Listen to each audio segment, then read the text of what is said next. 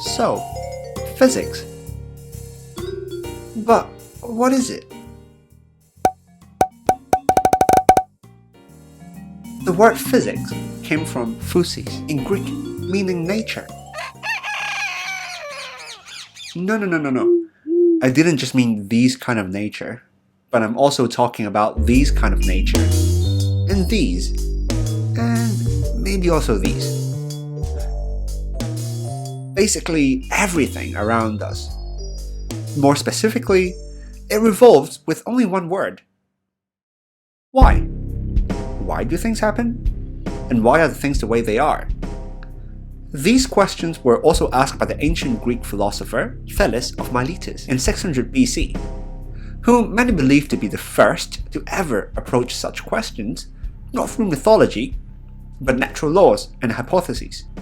As more great philosophers like him and Aristotle appears, the incredible journey to understand our universe has begun.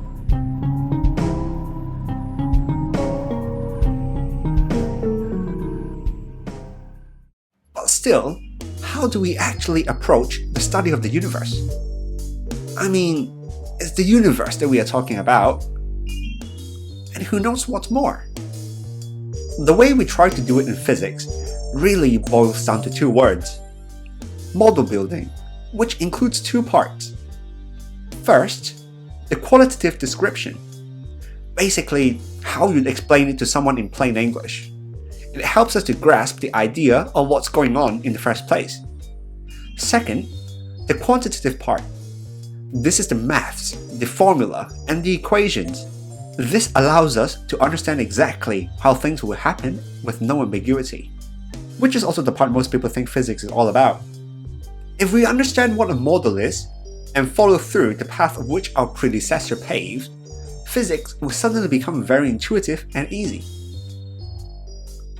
Let me make an analogy of what we're trying to do when we build the model. Let's say I made a cup of tea last night. Usually it's too hot at first, so I'd like to leave it on to cool. But then, don't you just find it annoying how when you leave it on for too long, it just got too cold? So, as a physicist, I'd like to find a way to describe this phenomenon. I could say the tea must have gotten cold because I left it outside for too long. Here, I've got a qualitative description, and normally, we'll just stop here in real life. We'll just use English adjectives like cold or like long to describe. But then, how cold is too cold? How much time is too long? This is why in physics, we need to include a quantitative description. For example, it might be along the lines of, if the tea is left out for 2 minutes, the temperature will drop from 100 degrees Celsius to 80 degrees Celsius. And if anything, I could even go one step further and see if I can come up with an equation. I'm just going to claim that the temperature of the tea at a certain time would be its original temperature, which is 100 degrees Celsius, minus, say, the number of minutes passed, times 10. And here, we've got an equation. Let's put it in numbers and see if they fit. Well, they indeed agree. Well, this is a model. Let it be correct or not. Even though most of us can probably see that this model is just plain wrong. Regardless, we can still use it as an example to learn. First, I'd like to point out one very important thing about physics, or science in general. It is that it cannot be ambiguous.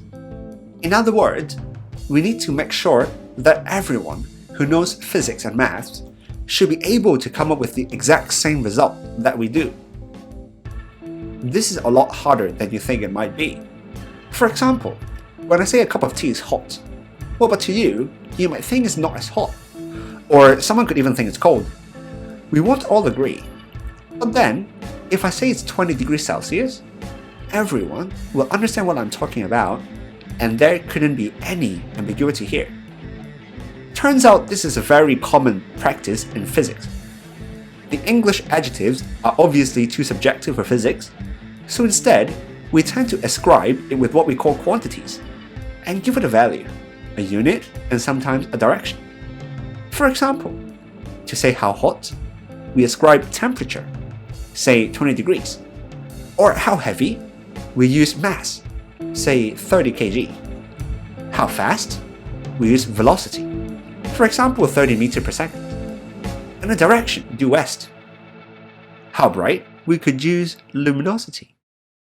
Another thing we could say is that quantities are necessary if we want to describe a model. It is almost like a must-have. Just now when we want to talk about how hot the tea is and how long it took, the idea of temperature and time just comes naturally. And I hope you can see the point of having so many quantities in physics. They aren't just made up to make your life difficult. They are a must-have if we want to start describing our universe. If you try to understand them through their necessary role in the model, it'll be so much easier to remember them. Just put your shoes into the one who built the model. It's the only natural thing for them to do.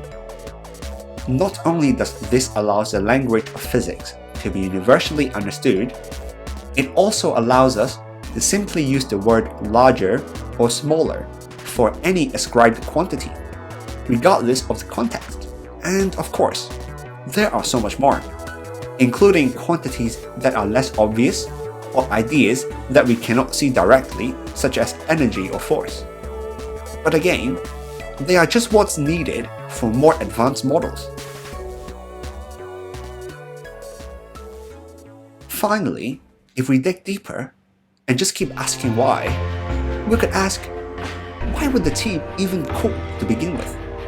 Or could we have created a model that works for all types of cooling? What about heating? Well, and for that, we would need a whole new bunch of ideas and models, and dig deeper and deeper into physics. That's all for today. Thanks for watching.